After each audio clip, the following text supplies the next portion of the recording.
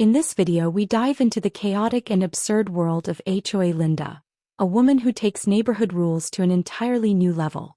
This is the story of how HOA Linda tried to enforce her so-called clear guidelines by targeting a seemingly ordinary car parked in a driveway. But little did Linda know, she was about to face consequences far beyond her control.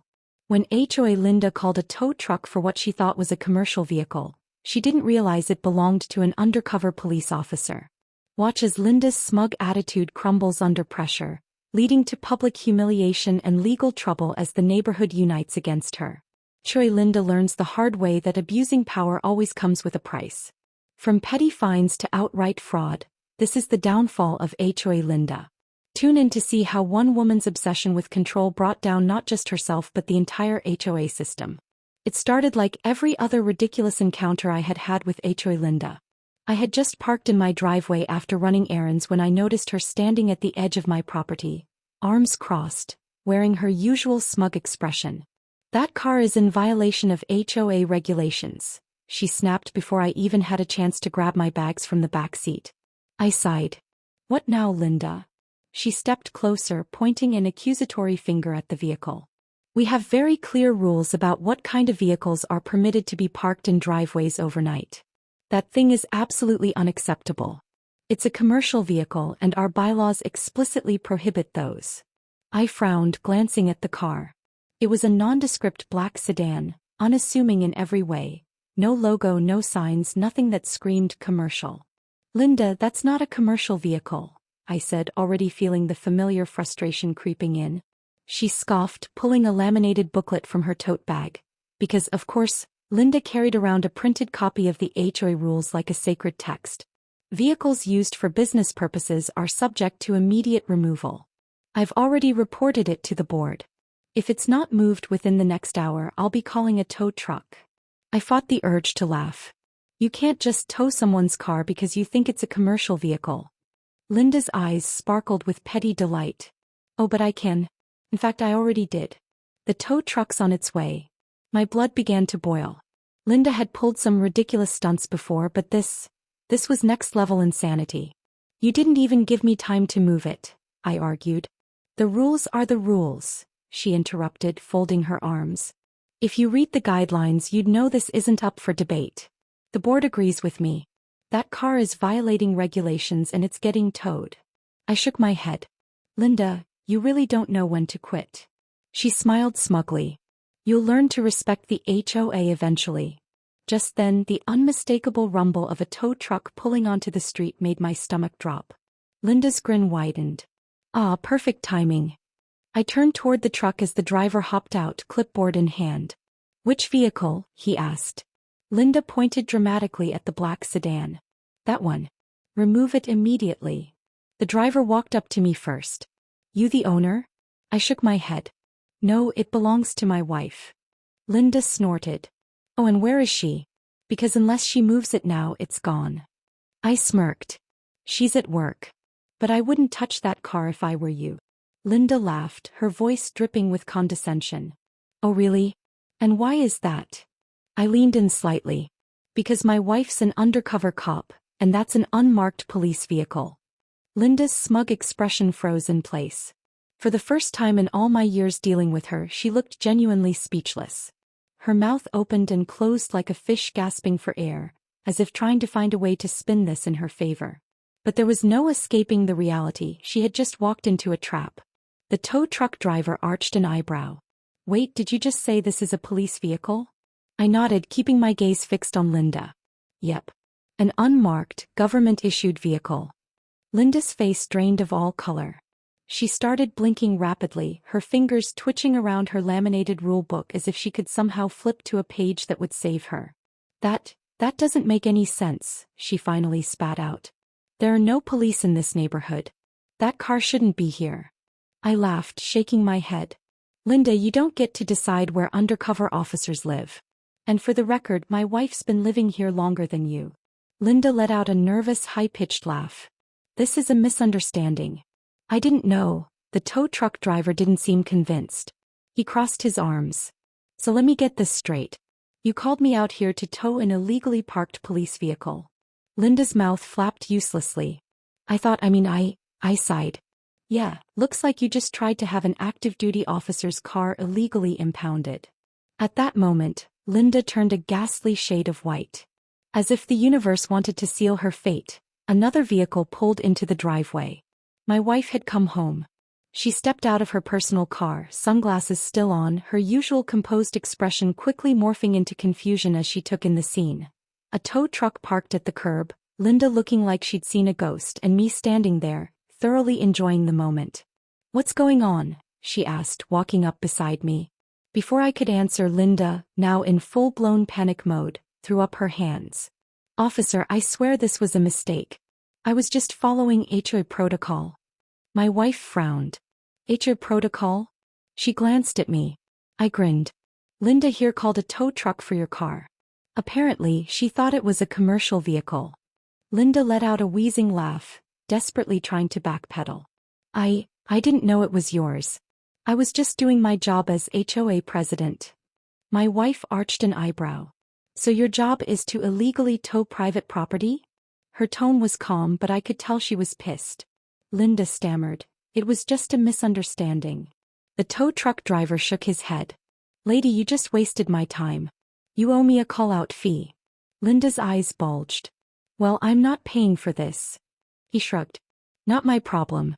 You requested a tow, now you've got to pay." Linda looked like she was about to faint. I leaned against the car, enjoying every second of this. "So, Linda, how's that HOA authority working out for you now?" Linda's face said it all. Twisted in rage, she looked from the tow truck driver to my wife, then back to me as if searching for a way out of this disaster. But there wasn't one. I shouldn't have to pay for this," she shrieked, gripping her clipboard like it was some sort of legal shield. "This isn't fair. I was enforcing HOA policy." My wife crossed her arms, her badge now visible on her hip. "Linda, let me explain something to you," she said in the measured, authoritative tone she used when dealing with uncooperative suspects. "What you did wasn't just petty, it was illegal. You tried to have a police vehicle towed without cause. That could easily be seen as obstruction." Linda's mouth flapped open. "Obstruction? I didn't." The tow truck driver let out an exaggerated sigh, flipping through his paperwork. "Look, lady, I don't care what kind of neighborhood drama you've got going on. Bottom line is you owe me a call-out fee." Linda's face flushed beet red. "I am not paying for this. The HOA covers this cost." The driver scoffed. "Yeah, good luck with that." By now, a small crowd of neighbors had gathered, drawn by the commotion. They whispered amongst themselves, their faces ranging from amused to outright delighted. "Looks like Linda's finally getting a taste of her own medicine," Mrs. Henderson murmured, smirking. "About time," another neighbor added. "She fined me $200 for leaving my garbage can out for an extra 30 minutes last month. Maybe now she'll learn what it's like to be on the other end of it." Linda, realizing she was losing control of the situation, tried one last desperate move. This is harassment," she screeched, turning toward the crowd. "I have done nothing wrong. I was simply enforcing neighborhood regulations, and now I am being publicly humiliated." The neighbors weren't buying it. In fact, a few of them started laughing. "You mean like how you publicly humiliated the Johnsons by sending violation letters for their overgrown lawn when their son was in the hospital?" Someone called out. "Or when you tried to evict the Martins for putting up string lights last Christmas?" Linda's face contorted in fury. "That was different. I was protecting our property values." My wife sighed. "Linda, stop. You're embarrassing yourself." Then things went from bad to worse for her. One of the officers on patrol happened to be driving by when he spotted the commotion. He pulled up, stepping out of his cruiser with a look of mild exasperation. "What's going on here?" he asked, scanning the scene. The tow truck driver gestured at Linda. "This lady called me to tow a police vehicle, then she refused to pay the call-out fee." Linda immediately went into damage control mode. "Officer, this is just a misunderstanding. I was simply enforcing our community standards when The officer held up a hand, cutting her off. "Wait, you called a tow truck for an unmarked police vehicle?" Linda's eye twitched.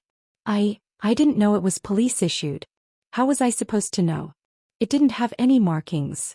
The officer pinched the bridge of his nose. "You didn't think to check before ordering a tow?" Linda let out a frustrated squeak. The rules clearly state. The officer turned to my wife. Ma'am, is this your vehicle? She nodded. Yes, and I'd like to formally report an attempted unlawful towing and harassment. Linda visibly panicked. No, no, no, no. Please, there's no need for that. We can handle this internally. The officer pulled out his notepad. Sorry, but I've got to file a report. Interfering with police property is a serious offense. Linda looked like she was going to be sick as the officer began writing up the incident. The tow truck driver lost patience. All right, that's it, he grumbled. I'm done waiting. He turned to Linda. Either you pay me my fee or I'm filing in small claims. What's it going to be? Linda's expression twisted in rage. She looked at the crowd, at the officer, at my wife, then finally at me. I raised an eyebrow. Well, Linda. For a moment I thought she might explode on the spot. Then, with a growl of pure humiliation, she dug into her purse and yanked out her credit card, practically throwing it at the tow truck driver.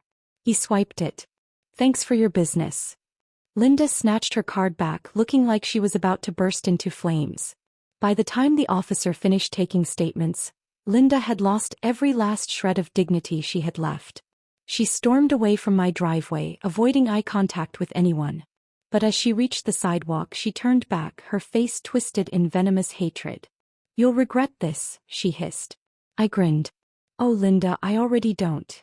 The crowd burst into laughter as Linda stomped away toward her house, defeated. For the first time in years I felt like I had finally won. But Linda wasn't done, not yet. That night I saw her pacing her porch, talking frantically on her phone. I had a gut feeling she wasn't just venting, she was plotting something. My wife noticed too. We should keep an eye on her, she said, her tone serious.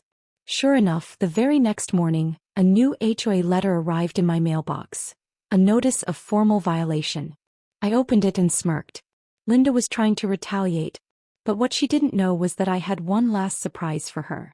The moment I saw Linda's latest desperate attempt at retaliation, I couldn't help but laugh. The letter was a formal violation notice, citing an unauthorized commercial vehicle parked in my driveway, the same vehicle Linda had already been publicly humiliated for trying to tow. She was doubling down. Wow, I muttered, holding up the letter for my wife to see. She really doesn't know when to quit. My wife scanned the notice, then let out a dry chuckle. She must really enjoy losing. Linda had tried every trick in the book to get back at me. Within days I started receiving back-to-back violation notices. First it was for my car. Then suddenly my grass was 0.5 inches too tall. A day later I was cited for an unauthorized porch decoration, which was literally just a wreath my wife had hung up for the fall season. It's comical, my wife said, watching as I added the newest violation letter to the growing pile of nonsense on our kitchen counter. She's throwing everything at the wall, hoping something sticks. She's desperate, I agreed. But she just made a huge mistake. What Linda had apparently forgotten was that her actions were being watched by the city. Now she had just handed me the last piece of evidence I needed to bury her. I gathered every single violation letter she had sent me, along with copies of my legal parking exemption from the city and a report detailing her previous attempt to tow an unmarked police vehicle. Then I sent the whole package directly to the city's legal department. Within 24 hours I got a response, and the news was even better than I expected. 2 days later, Linda's reign officially ended. City officials showed up in person to inform her that the HOA had violated multiple housing codes and abuse statutes. Not only was her harassment of homeowners illegal, but her attempt to enforce rules that didn't exist had put the entire HOA under official investigation. The result? Linda was removed from her position immediately, banned from ever holding another leadership role in any HOA again, and the final nail in the coffin. The city slapped massive fines on her for abuse of power, fraudulent reporting, and harassment. By the time the news spread, the entire neighborhood celebrated. Neighbors cheered, some brought out champagne, and someone even blasted music from their front yard. A clear middle finger to the noise complaints Linda had spent years issuing. Linda, meanwhile, was nowhere to be seen. But it wasn't over yet. Days after her removal, Linda was hit with more bad news. The city wasn't just fining her. They were filing criminal charges. Apparently, her fraudulent fines and misuse of HOA funds went deeper than anyone realized. A full audit revealed that she had been embezzling money for years, funneling HOA fees into a personal slush fund. It wasn't long before she was served official court documents. I happened to be outside when the officers arrived at her door. Linda opened it, still dressed in her usual pastel cardigan and pearls, but her face was pale as a ghost. I watched as they handed her the papers, her hands shaking. This can't be happening," she stammered. The officer's tone was firm. "You're being investigated for fraud, embezzlement, and financial misconduct. You have the right to seek legal counsel." Linda staggered back into her house, slamming the door shut. I couldn't stop grinning. A few weeks later, Linda was officially charged. Court documents detailed how she had skimmed thousands from the HOA over the years, billing fake expenses, pocketing the money, and even falsifying maintenance reports to justify her theft. The court froze her assets, seized her bank accounts, and barred her from owning property in any HOA-run community again. The neighborhood was absolutely thrilled. At the next community meeting, we voted unanimously to disband the HOA altogether. Linda's once mighty reign was officially erased from existence. The day Linda was sentenced was the final victory. She stood before the judge, her once perfectly curated image shattered. The judge handed down a 3-year prison sentence for fraud and abuse of power, along with a permanent ban from holding any administrative position in any neighborhood association. When they led her out of the courtroom in cuffs, she refused to look at anyone. I watched from the back, arms crossed, feeling a deep, satisfied sense of closure. Linda had ruled this neighborhood with an iron fist for years, but in the end she lost everything. A month later, the neighborhood was completely transformed. Without Linda's oppressive rules, people actually enjoyed living here again. Front yards were decorated however people pleased. Children rode their bikes without fear of excessive noise violations, and no one had to worry about petty fines. One evening, as I sat on my porch with my wife watching the sunset, I felt something I hadn't in years: peace. Linda was gone, the HOA was dissolved, and the neighborhood was finally free.